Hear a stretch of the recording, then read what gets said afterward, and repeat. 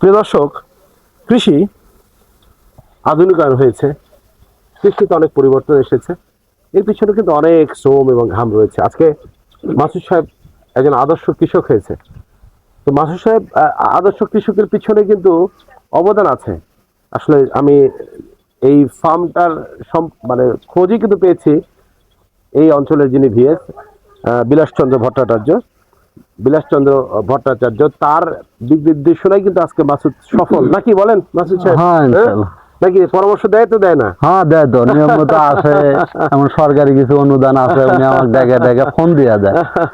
মানে অন্য কারো মাধ্যমে না দেয়, ডাইরেক্ট আমার ফোন দিয়ে বলে, দাদা আপনার আসলে কি দরকার, তা আমি শাকসবজি করি, ওই কারণে আমাকে ওই ধানের বীজ না দিয়ে শাকসবজির অনেক বীজ টিজ গুলো দিয়েছে। দেখ আলহামদুলিল্লাহ, চারাগুলো ইতিপূর্বে আপনারা দেখছেন, ওই চারাগুলো আমি লাগাছি। তো বর্ষার কারণে যেহেতু জমি এদি না, এই কারণে আমি ওখানে লাগাছি দাদা। আচ্ছা মিস্টার ভট্টাচার্য, আপনার কাছে জানতে চাই যে আসলে এই যে এখানে আমি পুরো একটা পতির জায়গা দেখলাম, প্রত্যেকটা ইঞ্চি তিনি কাজে লাগিয়েছে। আসলে আমি প্রোগ্রামগুলো যে কনসেপ্ট বানাই, প্রত্যেকটা মানুষ তার যে ঘরের পতির জায়গা, ছোট্ট বাড়ির সামনে উঠান, এবং কিছু জায়গা পড়ে থাকে, কোনদিন ঘাস লাগে, শহরে দেখছি ঘাসগুলো লাগে জমিটা নষ্ট হয়ে যাচ্ছে। তো এই ক্ষেত্রে এখানে একটা বাস্তব দৃশ্য তো দেখলাম, এখানে অনেক কিছু করা সম্ভব, অনেক জমি আমাদের পতিত পড়ে আছে। তো আপনার কাছে আমি জানতে চাই যে আসলে এই বাংলাদেশের মাটি, এই অঞ্চলের মাটি আধুনিক কৃষির জন্য কতটা স্বাবলম্বী? ধন্যবাদ আপনাকে। আসলে জানেন, আমি কিন্তু সামাজিক যোগাযোগ মাধ্যমটা নিজে কিন্তু খুব পছন্দ করি এবং আমি যখন দেখলাম যে আপনি কৃষি নিয়ে বিভিন্ন ধরনের প্রোগ্রামগুলো তুলে ধরতেছেন, তো আমি কিন্তু নিজ উদ্যোগে আপনার সঙ্গে যোগাযোগ। রাইট, সঠিক। তো আমার সব থেকে ভালো লাগার বিষয় হচ্ছে যে বাংলাদেশে যে আধুনিক কৃষির রূপায়ণ ঘটতেছে, রাইট, এটার প্রচার এবং প্রসার, এই বিষয়টা কিন্তু আসলে মানুষকে জানান দেওয়া। Right, right. এই জানান দিতে গেলে আপনাদের মতো ফাইটারের মাধ্যমে কিন্তু এই জিনিসগুলো তুলে ধরতে হবে। তো যাই হোক, এই যে আমাদের মাসুদ ভাইকে দেখতে পাচ্ছেন, আমি গত 3 বছর আগে, আমি কিন্তু মাঠে প্রান্তরে ঘুরে বেড়ানো মানুষ, আমার চাকরিটাই মাঠে কৃষকদের সঙ্গে।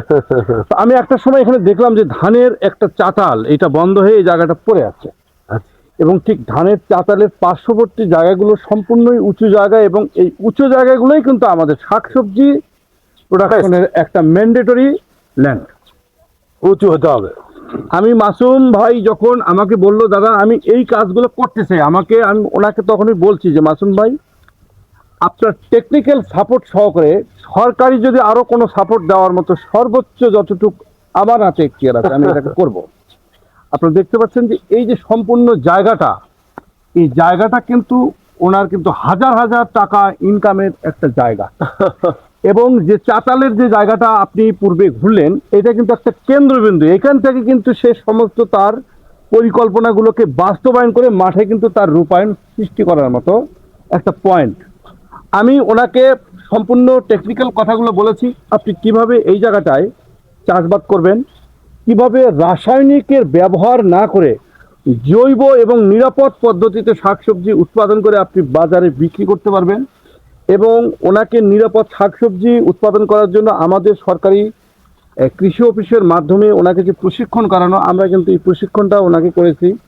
ওনাকে সে প্রশিক্ষণের সার্টিফিকেট প্রদান করা হয়েছে, এবং উনি কিন্তু বর্তমানে নির্বিঘ্নে এখন তার কাজের যে পরিকল্পনার বাস্তবায়ন, এটি কিন্তু ঘটাচ্ছে। এখানে আপনি দেখলেন যে উনি যে শাকসবজির চারাগুলো উৎপাদন করেছে, এখানে মাটির ব্যবহার নাই, উনি কোকোপিটের মাধ্যমে এটা করতেছে, এবং এখানে কিন্তু রাসায়নিকের ব্যবহার নাই। চারাটা তার জীবনকালের শুরুটাই কিন্তু নিরাপদভাবে শুরু করছে। পরবর্তীতে সে যে উৎপাদনটা করতেছে, তার যে এই মুরগির যে বর্জ্য আছে, গবাদি পশুর যে বর্জ্য আছে, এবং একটা ধানের মিল থেকে যে কুড়া, সম্পূর্ণ কিন্তু এখানে শাকসবজি, লতা পাতা, আগাছার সব কিছু কম্বাইনে কিন্তু একটা জৈব সার, একটা কম্পোস্ট তৈরি হচ্ছে, যা কিন্তু উনি তার এই জমিতে ব্যবহার করতেছে। পাশাপাশি সেটা বিক্রি করতে পারতেছে, সবজির চারা তৈরি করে নিজে উৎপাদন করতে পারতেছে, সবজির চারা বাজারে বিক্রি করে অর্থ ইনকাম করতেছে, উৎপাদিত যে কৃষি পণ্য এটা কিন্তু বিক্রি করে সে কিন্তু তার পকেটে টাকা তুলতে পারতেছে।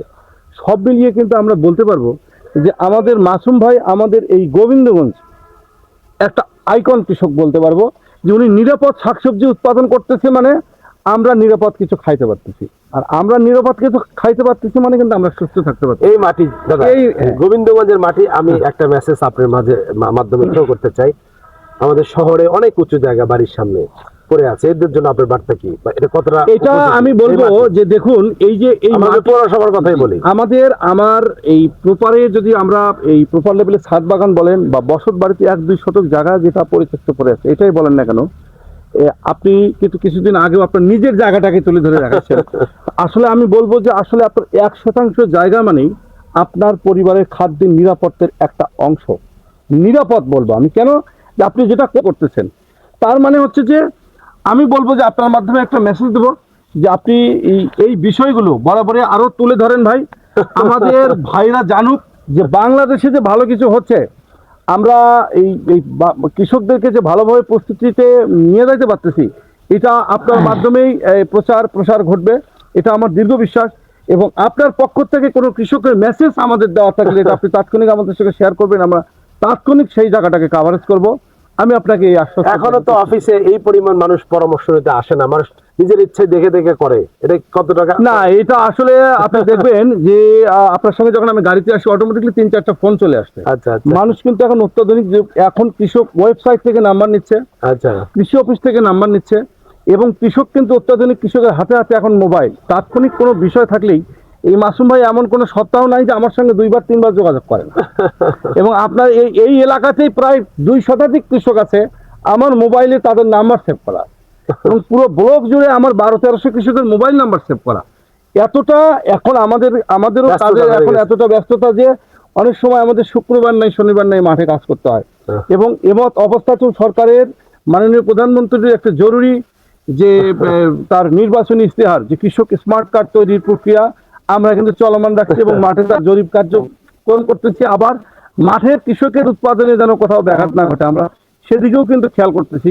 এবং আমি আপনাদের কাছে এই মেসেজটা আপনার মাধ্যমে আমি কৃষকদেরকে দিতে চাই যে অবশ্যই আপনারা নিজের যে জায়গাগুলোকে ব্যবহার করবেন, এটা নিজের মতো করে নিরাপদে আপনারা ব্যবহার করবেন। এই ক্ষেত্রে আপনার নিকটস্থ যে কৃষি অফিস বা উপসহকারী কৃষি কর্মকর্তা রয়েছে তার সঙ্গে যোগাযোগ করবেন, এবং নিরাপদ শাকসবজি বা নিরাপদ ফসল উৎপাদনের জন্য আমাদের কৃষি সম্প্রসারণ অধিদপ্তর কর্তৃক একটি প্রোগ্রাম কাজ করতেছে, যেটার নাম হচ্ছে পার্টনার প্রোগ্রাম।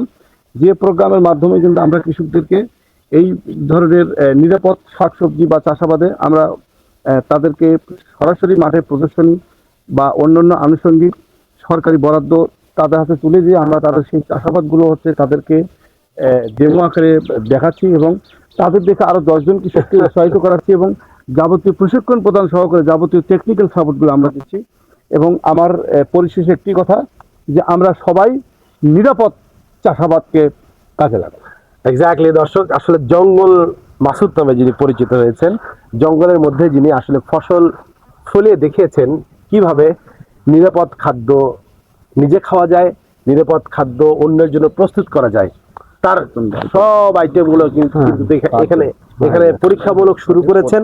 পাশাপাশি তিনি আজকে তার যে এই চক্র, তার প্রত্যেকটা সেক্টর থেকে যে এই চক্র তিনি তৈরি করেছেন, এই যে একটা সাইকেল তৈরি করেছেন ডে বাই ডে, এবং ইভেন দ্যাট সর্বশেষ তার ধানের যে কুড়া, এই যে আমরা দেখিয়েছি তার যে মিল, এখানের এই কুড়া দিয়েও কিন্তু তিনি তার ফসলের অ্যাপ্লাই করছেন। আসলে জঙ্গল মাসুদ আজকে এলাকায় এভাবে পরিচিত হলেও আসলে তিনি যে কৃষি সেক্টরে যে আলোর সন্ধান দিয়েছেন, আজকে কৃষি যিনি কর্মকর্তা ভেটেরিনারি আছেন, যিনি ভিএস আছেন, তিনি যেমনটি বললেন, আসলে আমার প্রোগ্রামের উদ্দেশ্য কি, উত্তরের কৃষিকে তুলে ধরা, মানুষকে সাহসী করা। আমি যেটা দেখেছি, এটা আমার যেটা দেখা, যে সবাই শুরু করতে চায়, আসলে শুরু করতে করতে বেলা চলে যায়, শুরু করা হয় না। সেক্ষেত্রে সে তো 12-13 বিঘা জমি লিজ নিয়ে করছে। আমাদের বাড়ির সামনে 5 শতক 10 শতক বা আমাদের উঁচু যেগুলো জমি আছে, এগুলোতে যদি আমরা এই প্রোগ্রামগুলো দেখে উদ্বুদ্ধ হই, কৃষি অফিসে যাই, তাহলে আসলে প্রত্যেকটা মানুষ তার জায়গা থেকে স্বাবলম্বী হবে। এটি কিন্তু আমার উদ্দেশ্য এই প্রোগ্রামগুলো বানানোর। প্রিয় দর্শক, আমরা মাসুদের এই যে কৃষি কর্মকাণ্ড আমরা তুলে ধরেছি, আবারও এরকম কোনো মাসুদের তার সংগ্রামী গল্প এবং তার এই যে উঠে আসার গল্প এবং বিভিন্ন প্রতিকূলতার মধ্যে জয় করার গল্প তুলে ধরবো। সে পর্যন্ত আপনারা সবাই ভালো থাকবো, আমরা সবাই ভালো থাকবো, আপনারা ভালো থাকবেন, আমরা ভালো থাকবো, আল্লাহ আমাদের সুস্থ রাখবে, ভালো রাখবে, এই প্রত্যাশা করে আজকের একজন আদর্শ কৃষকের সাথে আমরা যে সময় কাটালাম, এটা যেন আমাদের এই সময় কাটানো যেন কারো কল্যাণের কারণ হয়, এই প্রত্যাশা করছি। আল্লাহ হাফেজ।